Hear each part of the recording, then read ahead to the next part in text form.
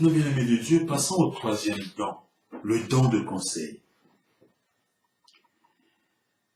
Le don de conseil, c'est aussi un don de discernement spirituel.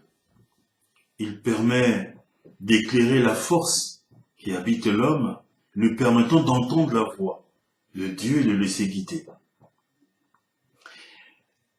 Le don de conseil nous dispose à voir clair en nous. Le don de conseil nous enseigne ce que nous devons faire pour accomplir la volonté de Dieu. En fait, le don de conseil, c'est un don qui dispose à l'obéissance. Celui qui sait écouter prend le temps de discerner et prend d'obéir. Le don de conseil nous rend aptes à prendre des décisions et à discerner les moyens concrets selon lesquels nous pouvons remplir notre mission. Alors, dans ce don de conseil, que pouvons-nous demander? Quel est le fruit que nous pouvons demander dans ce don de conseil? Donc, nous sommes au 5e jour de notre neuvaine, dans ce don de conseil qui nous permet d'écouter, de dialoguer, ce don de conseil, mais qui met en évidence l'amour de Dieu en chacun de nous, puisque nous avions la paix en nous. Ce don de conseil qui est un don d'obéissance. Demandons le fruit de la bienveillance. Alors prions. Seigneur Esprit Saint, toi qui connais tout le monde, donne-nous, nous t'en prions, la bienveillance à l'égard de quiconque. Apprends-nous à ne pas faire des sélections quand il s'agit de faire le bien. Fais-nous agir comme Jésus, nous te le demandons. Comme Jésus lui-même nous le demande. Jésus nous dit, faites aux autres ce que vous voudriez que l'on fasse pour vous. Amen. Maintenant, je vais évoquer le 4e don, le don de force. Chers amis bien-aimés de Dieu, Dieu sait que le parcours de l'homme est jalonné d'épreuves, de souffrances et jalonné de difficultés. Alors, le don de force nous donne la persévérance dans l'épreuve et nous donne le courage du témoignage. Il n'est pas réservé qu'aux martyrs. C'est lui qui nous permet de persévérer dans les petites choses du quotidien. Le don de force nous permet de sourire même quand tout va mal. Le don de force nous permet de garder le silence lorsque nous avons envie de critiquer ou d'exploser de colère. Le don de force nous soutient dans notre marche de tous les temps. Le don de force, comme je l'ai dit, nous confère des ressources nécessaires pour que nous puissions nous dépasser.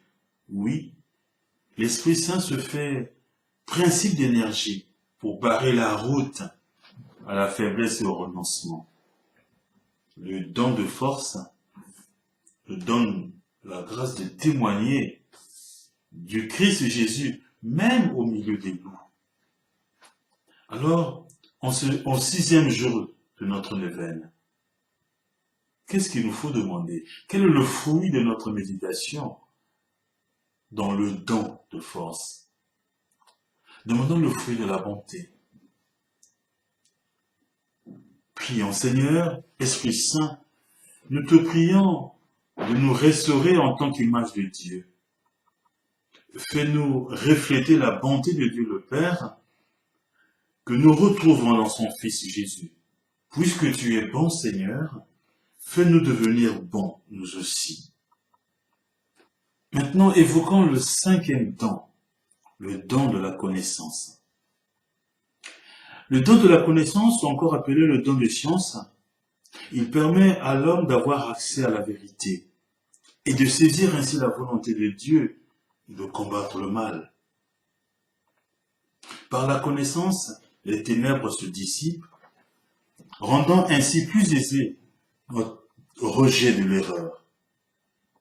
Oui, puisque le don de connaissance nous permet de voir chaque chose dans son véritable jour, le jour de la foi. La connaissance à lire les Écritures de Dieu, à comprendre l'enseignement de l'Église et à vivre de cet enseignement de l'Église. En d'autres termes, le don de science, de connaissance, c'est apprendre à saisir l'amour de Dieu. Oui, ce don nous permet de reconnaître Dieu à l'œuvre dans notre vie, dans notre histoire. Il éveille en nous la présence de Dieu dans sa création et nous permet de dépasser les apparences pour percevoir la dimension surnaturelle de ce que nous sommes, des amis de Dieu, des enfants de Dieu. Le don de connaissance ou le don de science unifie les enfants de Dieu à découvrir une chose, une vérité. Dieu est amour. Alors, comment, ou encore, qu'est-ce qu'il nous faut demander comme fruit dans le don de connaissance? Le fruit de la fidélité. Fidélité à l'amour de Dieu, fidélité à la vie de l'Église. Fidélité à l'enseignement de l'Église. Fidélité à la parole de Dieu. Fidélité à notre engagement à la suite du Christ. Alors, pour ce 7e jour de notre neuvaine, prions. Seigneur Esprit Saint, donne-nous un cœur vrai qui ne se dérobe jamais à ceux qui l'aiment et surtout à Dieu. Un cœur qui fait que l'on puisse toujours compter sur nous en cas de besoin pour que notre oui soit oui. Amen.